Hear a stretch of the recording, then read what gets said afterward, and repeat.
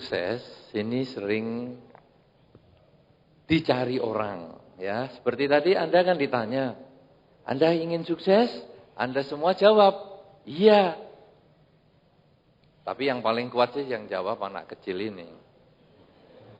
Yang lain nampaknya memang saya rasa-rasa kurang begitu pengen sukses nampaknya. Atau kalau pengen sukses, mungkin tadi jawaban itu timbul karena tidak mengerti. Sukses itu apa sih? Sukses itu makanan apa semacam kue sus atau apa? Sehingga ketika ditanya mau sukses, sudah kenyang. Karena dikiranya sukses itu kue. Jadi tadi diem. Saudara, sukses ini memang bermacam-macam. Konsep sukses yang pertama, yang paling umum, yang tadi sudah disampaikan oleh saudara moderator, itu sukses materi. Orang dianggap sukses itu kalau punya materi tertentu. Di beberapa kalangan di zaman lama dulu, kalau saya melihat di beberapa daerah di Indonesia yang sukunya masih primitif sekali, ada satu suku yang tinggal di gunung. Suku yang tinggal di gunung itu menganggap dirinya sukses kalau dia mempunyai kalung terdiri dari kerang. Semakin banyak kerangnya, dia semakin sukses. Itu kekayaan juga. Karena apa? Karena kerang sulit sekali. Dia tinggal di gunung. Bisa dapat kerang, berarti orang hebat. Di tempat yang lain, suku yang lain, kalau dia mempunyai tanduk kerbau di depan rumahnya, makin banyak tanduk kerbau di depan rumahnya, berarti dia makin sukses. Nah, ini memang sukses yang secara tradisional dianggap kekayaan. Sehingga ketika masyarakat berkembang, sukses yang tadi berupa kalung berbentuk atau berisi kerang, atau sukses berupa kerbau, tanduk kerbau, ini berubah. Kalung jadinya kalung emas. Dalam banyak kesempatan yang lalu, mungkin waktu itu saudara Dodi masih kecil, masih ngalami orang yang sukses pada waktu itu kalungnya banyak, dipakai emas berlian, gelangnya juga banyak. Tapi karena rampoknya sekarang banyak, orang-orang takut. Sehingga sekarang dianggap sukses kalau kartu kreditnya banyak. Padahal saya ngomong, lah kartu kredit ini kan tukang utang kok. Orang tukang utang kok sukses? Karena begitu dompet dibuka, set, kartu kredit banyak sekali. Wah, sukses. Sukses dalam membayar utang. Tapi beberapa orang yang punya tuh kredit banyak, ini kartu kredit banyak, kan saya ngomong, kamu kok tukang utang kok bangga menganggap itu nilai kesuksesan? Dia menjawab, Bante, ini bukan tukang utang, Bante. Kalau saya punya kartu kredit banyak, berarti saya ini dipercaya oleh banyak bank. Jadi saya ini sukses karena saya orang yang dipercaya. Kalau kartu kreditnya sedikit, berarti nggak dipercaya sama bank. Diblokir terus itu rekeningnya. Jadi saya anggapnya sukses. Itu kata beberapa orang yang punya kartu kredit. Anda nanti boleh niru jawaban itu. Nah, saudara-saudara, kemudian berkembang lagi. Seperti yang tadi disampaikan, mungkin punya handphone banyak. Beberapa orang, sekarang saya sudah sering ketemu, punya handphone bisa lebih dari satu. Handphone ini untuk kantor, handphone yang satu untuk pekerjaan yang lain, handphone ini untuk keluarga, handphone ini untuk anak, handphone ini untuk hubungan luar negeri, dan lain, dan lain, dan lain. Sehingga begitu kering bunyi, bingung nyarinya. Bukan, bukan, bukan, bukan. Sudah ketemu, mati. Nyarinya susah. Kemudian saya mengatakan, kalau di zaman primitif atau di beberapa suku di Indonesia yang masih di atas gunung tadi menggunakan kalung berisi kerang, kulit kerang, Anda yang punya handphone banyak, gunakanlah handphone Anda itu sebagai kalung. Ini moderator contohnya ini sudah. Coba, ya, contoh yang baik. Nah ini luar biasa. Itu baru satu. Nanti boleh dilengkapi.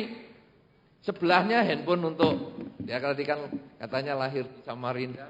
Nah mungkin untuk bapak ibunya yang di Samarinda. Sebelah lagi untuk pacarnya. Sebelah lagi untuk apanya lagi. Jadi begitu dikalung, set keluar banyak. Nah nanti orang dinilai sukses kalau handphonenya banyak. Saudara-saudara, memang ini membingungkan sekali. Oleh karena itu, apa yang disampaikan di dalam Dharma sekarang? Apakah sukses itu diukur dengan materi? Kalau dengan materi, handphone mau berapa puas?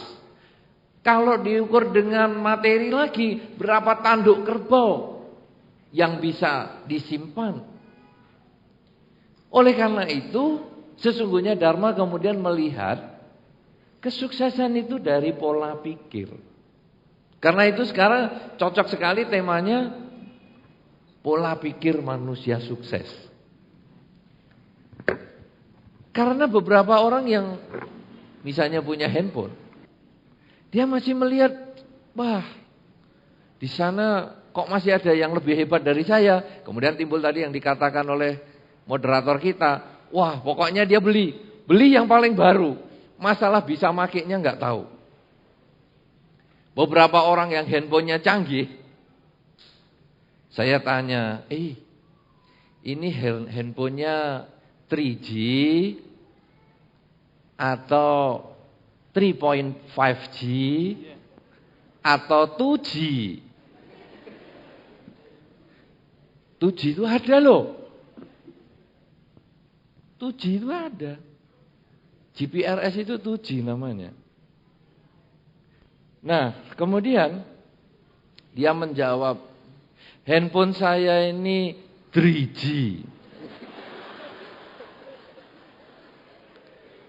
Bukan 2G, bukan 3G, bukan 3.5G, tapi 3G.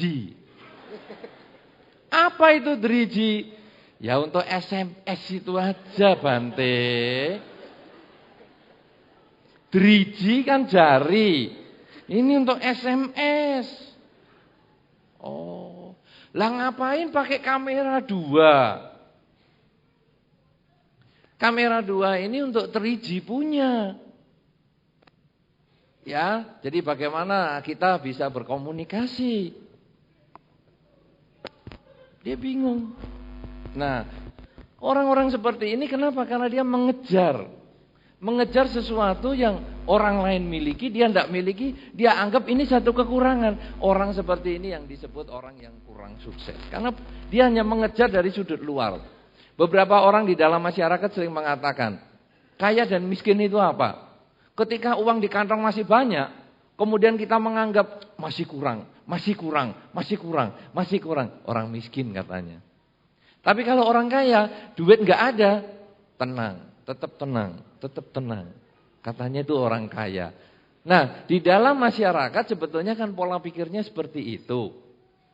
Oleh karena itu sekarang bagaimana Dharma melihat sukses itu bagaimana? Sukses adalah kalau kita mempunyai satu pola pemikiran tertentu.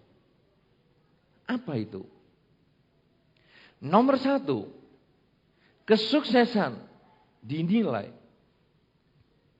ketika seseorang mempunyai pola pikir berani bangkit ketika mengalami kegagalan.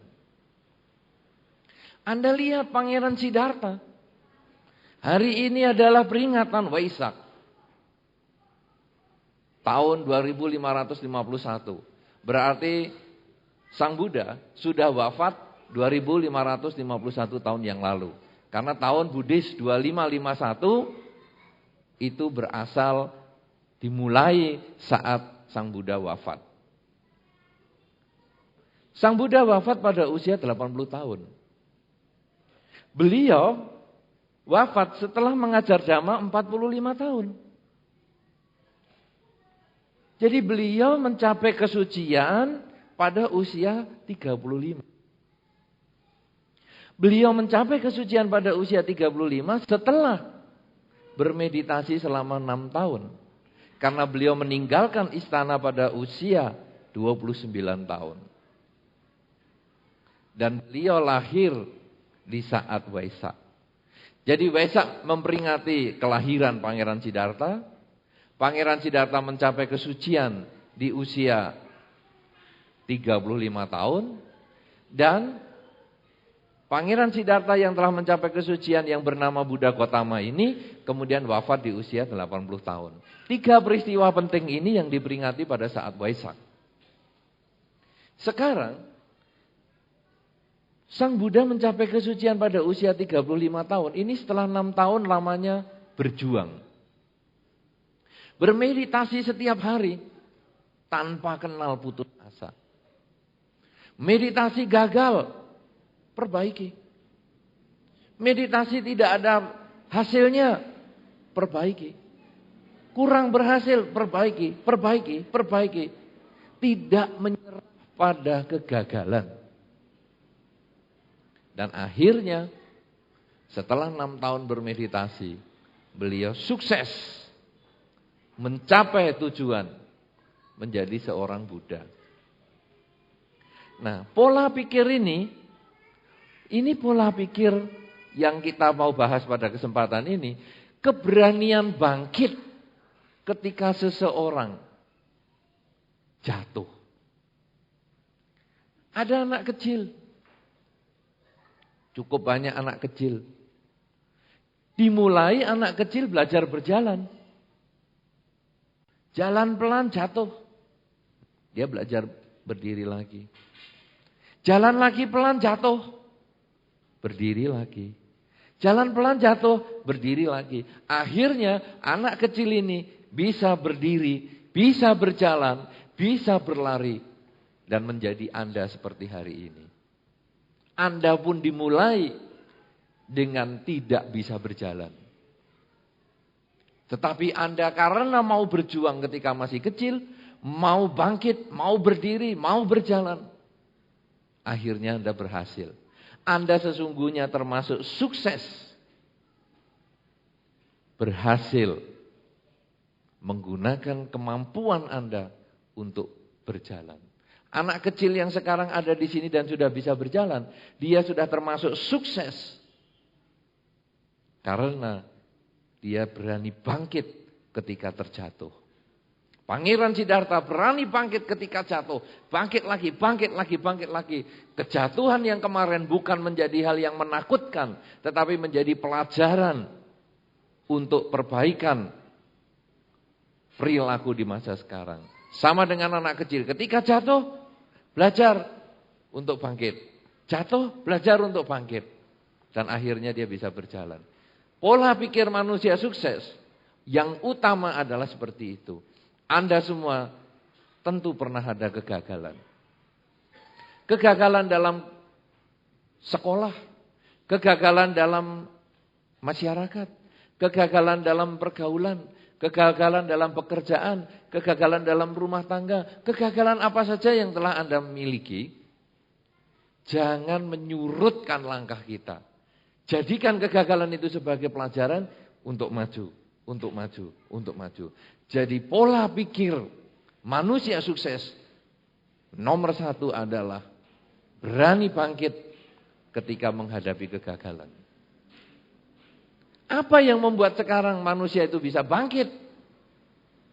Di dalam Dharma ada beberapa hal. Nomor satu, orang mau punya pola pikir berani bangkit ketika gagal, dia harus mempunyai pergaulan yang baik. Kalau pergaulannya dapat orang yang jelek-jelek, yang kalau gagal kemudian isinya merusak, gak lulus ujian nasional, sekolah dirusak, ngerpek gak bisa, guru dibacok, gaji gak naik, kantor dibakar, suami istri cekcok, kemudian digebuki. Kalau kumpul sama orang-orang yang seperti ini, akhirnya kegagalan kita menjadi sangat parah dan membuat kita tidak punya semangat, yang ada hanya merusak. Tapi kalau ketemu orang-orang yang sudah pernah gagal dan berani bangkit, enak. Begitu kita gagal, dia akan mengatakan, jangan sedih, saya dulu juga pernah ngalami seperti itu. Tapi kita mau berjuang, kita mau bersemangat, bisa.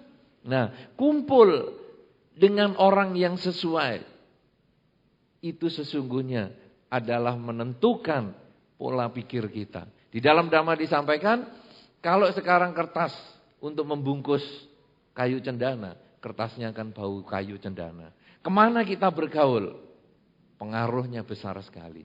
Kalau sudah bergaul, nomor 2, mendengarkan apa yang disampaikan oleh orang tersebut. Jangan malah kita ngomong sendiri. Secara alamiah, kita ini punya kuping 2, mulut 1. Artinya lebih banyak mendengar daripada ngomong. Jadi ketika kita bertemu dengan orang, coba dengarkan baik-baik. Apa yang dia sampaikan, apa yang dia nasihatkan supaya kita bisa ikuti. Kalau kita sudah bisa berkumpul dan mendengar, yang ketiga, mikir. Omongannya ini masuk akal enggak ya? Kira-kira bisa kita pakai enggak ya? Nah, kalau sudah bisa mikir, kemudian yang keempat, jalani. Apa yang tadi kita sudah putuskan, apa yang kita sudah renungkan, apa yang sudah kita dengarkan, sekarang kita jalani. Dengan meniru orang-orang yang telah pernah sukses. Oleh karena itu saudara-saudara, seminar-seminar tentang kesuksesan tidak pernah berkurang pengunjungnya. Kenapa? Karena kita ingin mendengar apa sih triknya dia, kiat dia untuk sukses itu apa. Yang kita bisa dengar, yang kita bisa renungkan, yang kita bisa lakukan di dalam kehidupan. Nah, berkumpul dengan orang yang sukses bisa dari buku, bisa dari seminar, dari berbagai macam hal. Yang jelas, pola pikir manusia sukses adalah ketika seseorang berani bangkit pada saat dia mengalami kegagalan. Dan bukan karena materi. Jadi anak kecil yang bisa jalan pun, dia termasuk sukses. Begitu?